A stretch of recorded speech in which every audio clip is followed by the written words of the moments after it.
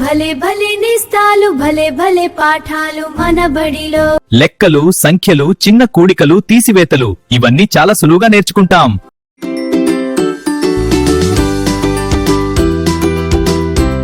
అబ్రకదబ్రబాక్రా అబ్రకదబ్రబ్రా. Hi పిల్లలు, నా మాయా ప్రపంచానికి మీకు స్వాగతం.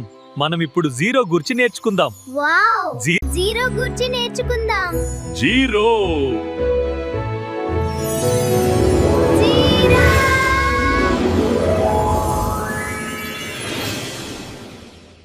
ఇటు చూడండి. నేనిప్పుడు ఒక మ్యాజిక్ చేస్తున్నాను. ఇక్కడ ఉన్న 5 పూలు ఒక్కొక్కటి మాయమైపోవాలి. Abracadabra, abracadabra. అరే, అన్ని పువ్వులు మాయమైనాయే. 5 పువ్వులున్నాయి కదా, అందులో నుంచి 5 పువ్వులు మాయమైపోతే 0 మిగులుతుంది. ఈ పక్షులను మాయం చేయగలవా? అబ్రాకడాబ్రా.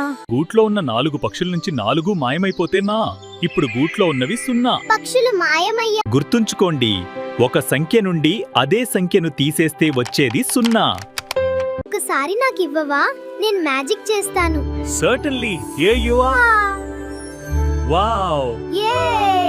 You are ready? Wow! Watch this! Abracadabra!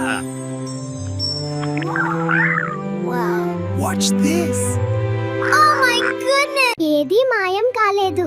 3 కప్పల నుంచి ఏదీ మాయం కాకపోతే 3 ఉంటాయి.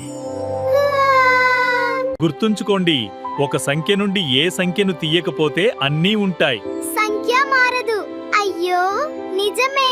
మన దగ్గర 4 బెలూన్లున్నాయి కదా, పక్షులు వచ్చి అన్ని బెలూన్లను పగలగొడితే మిగిలి ఉన్న బెలూన్లు 0. అన్నీ పగిలిపోయాయి. మొత్తంలో నుంచి 0 తీస్తే అన్నీ ఉంటాయి. సంఖ్య మారదు కూడా. గుర్తుంచుకోండి, ఒక సంఖ్య నుండి ఏ సంఖ్యను తీయకపోతే అన్నీ ఉంటాయి. సంఖ్య మారదు. అయ్యో, నిజమే. 3 తాబేళ్ల నుంచి 3 మాయమైపోవాలి.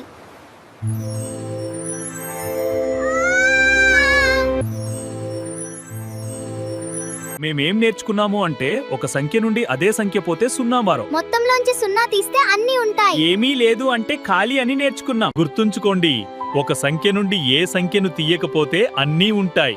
సంఖ్య మారదు. అయ్యో, నిజమే. గుర్తుంచుకోండి, ఒక సంఖ్య నుండి అదే సంఖ్యను తీసేస్తే వచ్చేది 0. ఓ, అర్థమైంది. 0. 0 అంటే ఖాళీ, ఏమీ లేదు, ఖాళీ అని అర్థం. అవును, 0 అంటే ఖాళీ. సరిగ్గా చెప్పావు. Good bye. 0 గురించి నేర్చుకున్నాము. మరో టాపిక్ తో మరలా కలుస్తాము. Bye bye.